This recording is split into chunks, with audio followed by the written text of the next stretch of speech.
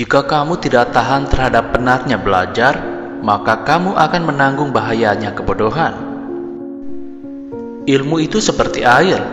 Jika ia tidak bergerak, maka ia akan menjadi keruh lalu membusuk. Aku mampu berhujah dengan 10 orang berilmu, tapi akan kalah pada satu orang yang bodoh karena ia tidak tahu akal landasan ilmu. Andaikan aku ditakdirkan mampu menyuapkan ilmu kepadamu, pasti kusuapi engkau dengan ilmu. Besarnya rasa takut itu sesuai dengan kapasitas ilmunya. Betapa aku senang jika semua ilmu yang aku ketahui dimengerti oleh semua orang, maka dengannya aku mendapatkan pahala, meskipun mereka tidak memujiku. Ilmu itu bukan yang dihafal, tetapi yang memberikan manfaat.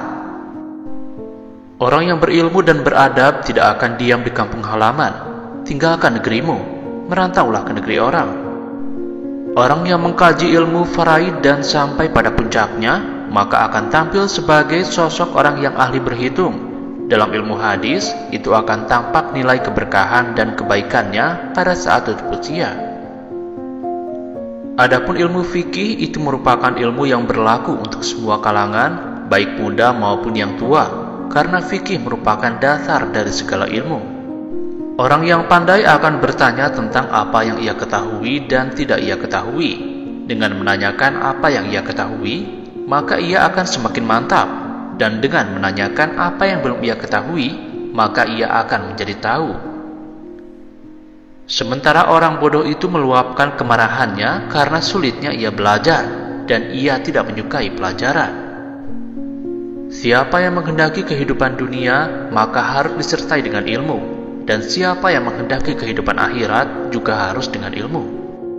Cukuplah ilmu menjadi sebuah keutamaan saat orang yang tak memiliki mengaku-ngaku memilikinya dan merasa senang jika dipanggil dengan gelar ilmuwan. Cukuplah kebodohan menjadi aib saat orang yang bodoh merasa terbebas darinya dan marah jika digelari dengannya. Andaikan aku ditakdirkan mampu menyuapkan ilmu kepadamu, pasti kusuapi engkau dengan ilmu. Ilmu tidak akan dapat diraih kecuali dengan ketabahan. Ilmu itu adalah sesuatu yang bernilai positif, bukan yang menempel di kepala. Tujuan dari sebuah ilmu itu adalah untuk mengamalkannya, maka ilmu yang hakiki adalah ilmu yang terrefleksikan dalam kehidupannya, bukan ilmu yang hanya bertengger di kepala. Jika terdapat banyak kebutuhan yang harus dipenuhi, maka mulailah dari yang terpenting dan mendesak. Barang siapa mengadu domba untuk kepentinganmu, maka dia akan mengadu domba dirimu. Dan barang siapa menyampaikan fitnah kepadamu, maka ia akan memfitnahmu. Jika ada seseorang yang ingin menjual dunia ini kepadaku dengan nilai harga sekeping roti, niscaya aku tidak akan membelinya. Kaji dan dalamilah sebelum engkau menduduki jabatan, karena kalau engkau telah mendudukinya, maka tidak ada kesempatan bagimu untuk mengkaji dan mendalaminya. Manusia yang paling tinggi kedudukannya adalah mereka yang tidak melihat kedudukan dirinya, dan manusia yang paling banyak memiliki kelebihan adalah mereka yang tidak melihat kelebihan dirinya. Pekerjaan terberat itu ada 3: sikap dermawan di saat keadaan sempit, menjauhi dosa di kala sendiri, berkata benar di hadapan orang yang ditakuti. Pilar kepemimpinan itu ada 5: perkataan yang benar, menyimpan rahasia, menepati janji, senantiasa memberi nasihat, menunaikan amanah. Tiada kesusahan yang kekal, tiada kegembiraan yang abadi, tiada kefakiran yang lama, tiada kemakmuran yang lestari. Sebagaimana Tuhanmu telah mencukupkan rezekimu di hari kemarin, maka jangan khawatirkan rezekimu untuk esok hari. Bumi Allah amatlah luas, namun suatu saat apabila takdir sudah datang, angkasa pun serasa sempit. Apabila sikap hatimu selalu rela dengan apa yang ada, maka tak ada perbedaan bagimu antara dirimu sendiri dan para hartawan. Banyak orang yang telah meninggal, tapi nama baik mereka tetap kekal, dan banyak orang yang masih hidup, tapi seakan mereka orang mati yang tak berguna. Sebesar-besar aib keburukan adalah kamu mengira keburukan orang lain, sedangkan keburukan itu terdapat dalam diri kamu sendiri. Jika pertemanan seseorang tidak memberimu manfaat, maka jangan mengambil untung dengan memusuhinya. Setiap permusuhan bisa diharapkan kembali membaik, kecuali permusuhan orang yang melakukannya karena dengki. Berapa banyak orang yang telah berbuat kebajikan kepadamu dan membuatmu terbelenggu dengannya, dan berapa banyak orang yang memperlakukanmu dengan kasar dan ia memberi kebebasan kepadamu. Biarlah mereka bersikap bodoh dan menghina, dan tetaplah kita bersikap santun. Gaharu akan semakin wangi ketika disulut api. Jadikanlah diam sebagai sarana atas pembicaraanmu, dan tentukan sikap dengan berpikir. Menghindarkan telinga dari mendengar hal-hal yang tidak baik merupakan suatu keharusan, sebagaimana seseorang mensucikan tutur katanya dari ungkapan buruk. Perbanyaklah saudara semampu yang kau bisa. Mereka akan menjadi perut-perut dan punggung-punggung saat kau minta bantuan. 1000 kawan tidaklah banyak, seorang musuh barulah banyak. Silakan hina diriku sepuas kalian, aku akan tetap diam saja. Bukannya aku tidak punya jawaban, tapi singa selalu tidak akan membalas gonggongan anjing. Terlalu keras dan menutup diri terhadap orang lain akan mendatangkan musuh, dan terlalu terbuka juga akan mendatangkan kawan yang tidak baik. Maka posisikan dirimu di antara keduanya. Kurendahkan nafsuku kepada mereka supaya mereka memuliakannya. Tak akan terhormat nafsu yang tak kau rendahkan. Orang yang hasad itu akan merasakan penyesalan yang begitu panjang. Kedudukannya pun akan sirna. Doa di saat tahajud adalah umpama anak panah yang melesat tepat mengenai sasaran. Dosa-dosaku kelihatan terlalu besar buatku, tapi setelah kubandingkan dengan keampunanmu, ternyata keampunanmu jauh lebih besar. Engkau tak akan mampu menyenangkan semua orang. Karena itu cukup bagimu memperbaiki hubunganmu dengan Allah, dan jangan terlalu peduli dengan penilaian manusia. Jadikan akhirat di hatimu, dunia di tanganmu, dan kematian di pelupuk matamu. Jangan mencintai orang yang tidak mencintai Allah. Kalau dia berani meninggalkan Allah, apalagi meninggalkan kamu. Jika semua orang menjauh ketika engkau mendapatkan kesulitan, maka ketahuilah bahwa Allah Subhanahu wa Ta'ala ingin membuatmu kuat dan Ia akan menjadi penolongmu. Kebaikan itu ada di 5 perkara: kekayaan hati, bersabar atas kejelekan orang lain, mengais rezeki yang halal, takwa, dan yakin akan janji Allah. Perbanyakan menyebut Allah daripada menyebut makhluk, perbanyakan menyebut akhirat daripada menyebut dunia. Sebaik-baik harta simpanan adalah takwa, dan sejelek-jeleknya adalah sikap permusuhan. Siapa yang menginginkan husnul khatimah di penghujung umurnya, hendaknya ia berprasangka baik kepada manusia. Bila cintamu telah nyata padaku, aku tak akan peduli musibah apapun yang menimpaku.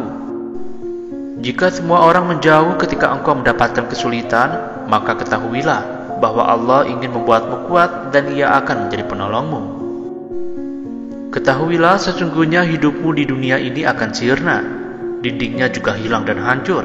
Maka perbanyaklah perbuatan baik dan jangan terlalu banyak berangan-angan. Kedermawanan dan kemuliaan adalah 2 hal yang dapat menutupi aib. Kurangilah kesenanganmu pada dunia agar berkurang kedukaanmu di akhirat. Dunia adalah tempat yang licin dan menggelincirkan, rumah yang hina, bangunan-bangunannya akan runtuh. Penghuninya akan beralih ke kuburan. Perpisahan dengannya adalah suatu keniscayaan. Kekayaan di dunia sewaktu-waktu bisa berubah menjadi kemiskinan. Bermegah-megahan adalah suatu kerugian. Maka memohonlah perlindungan Allah. Terimalah dengan hati yang lapang segala karunia-Nya. Karakter umum manusia adalah pelit. Termasuk hal yang menjadi kebiasaannya adalah apabila ada orang yang mendekatinya, maka ia akan menjauhinya, dan apabila ada orang yang menjauhi dirinya, ia pun akan mendekati orang itu.